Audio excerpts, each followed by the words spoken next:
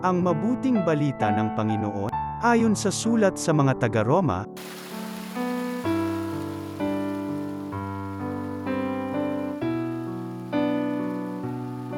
mga kapatid, hindi ba ninyo nalalaman na tayong lahat na nabinyagan kay Kristo Jesus ay nabinyagan sa kanyang kamatayan? Sa makatwid, tayo'y namatay at nalibing na kasama niya sa pamamagitan ng binyag upang kung paanong binuhay na muli ni Kristo sa pamamagitan ng dakilang kapangyarihan ng Ama, tayo na may mabuhay sa isang bagong pamumuhay.